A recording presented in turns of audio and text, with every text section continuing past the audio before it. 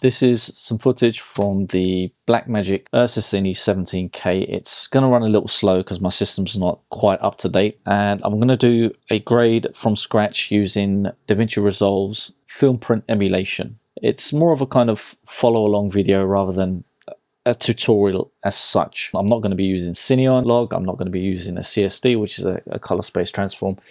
I'm just going to free fly from start to finish. So this video might take 3 minutes, it might take 10 minutes. Enough of the chat, let's start.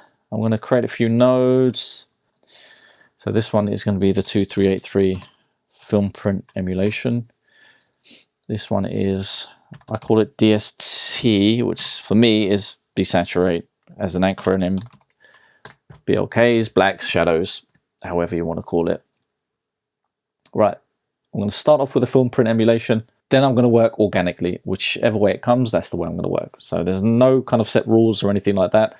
Just going to apply the film print emulation.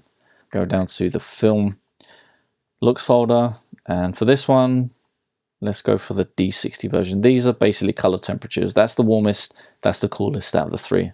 And this is middle ground. So let's go with that. Oh wow, look at that image. Absolutely spectacular. Now that I can see where the contrast levels are sitting, I can play about with the exposure. So let's get the exposure leveled out. I usually go into the HDR wells for exposure. And let's just bump that up. I think that probably needs to go about, yeah, I'd say about half a stop, 0.5. Okay, that looks good. I'll leave that there. So for this one, if you've seen my previous tutorial on applying saturation and contrast to get the correction, if you haven't, I'll put a link in here somewhere. So I'm going to call this RGB sat. That's how I like to add my initial saturation. And this one I'm going to call subtractive saturation, which we can do now, thankfully, with the color slice tool here. I'll get back to that in a minute. So let's start with the RGB. What I like to do initially is go into the key output and set that to 0.100.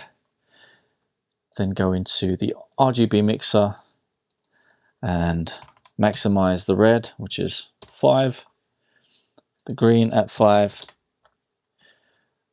and some people might actually like that look, and the blue at 5.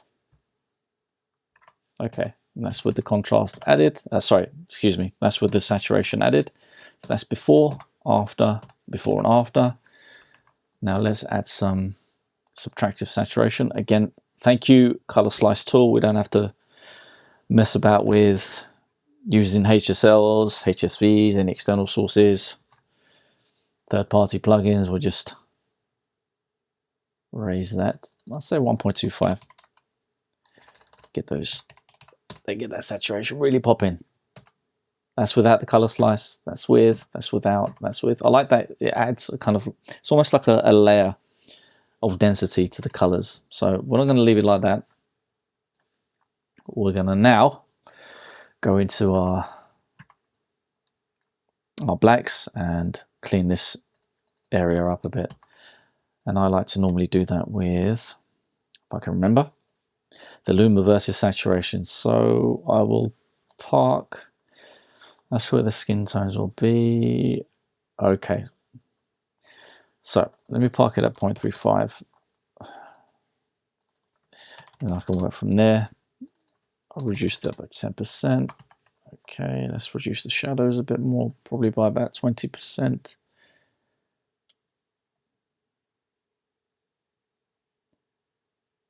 Mm, 25% reduction.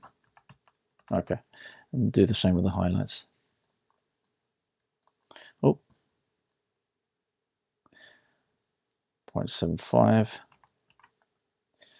Let's see, before and after. Can we clean that up a bit more? Where do you want to go? You want to go here, don't you? Yeah, you want to go around there, don't you? Before and after, okay. Let's go back to our subtractive saturation. Maybe increase that just a small amount more to maybe 1.35. Okay, that's before, and that's the after.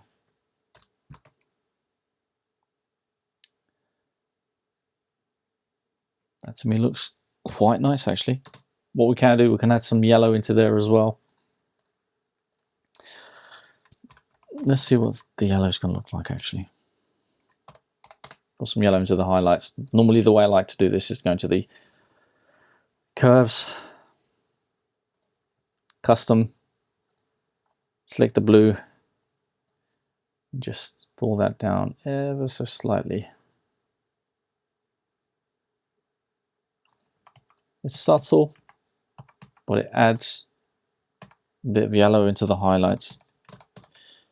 I mean, luckily the cinematography on this one's nice, very nice. Okay, that's pretty much it. Before, after, before and after. Do some more small adjustments like a mid-tone pop, just to give the image a little bit of a pop in the mids. I like to add default anchors, reduce this and go around here. Pop. There we go. Mid-tone pop, as if by magic. That's before and that's after. And if it's too much, excuse me, if it's too much saturation, you can always play about with the saturation. Let's bring it down just a small amount. 0.85. Okay. I'm quite happy with that. Before and after, before and after. And that's it for this one. Hopefully that helped in some way. It wasn't very tutorial-like, shall we say, but hopefully it will give you an idea of kind of the image that you can get to using, obviously, the film print emulation that we already have built in inside of Resolve. Until next time.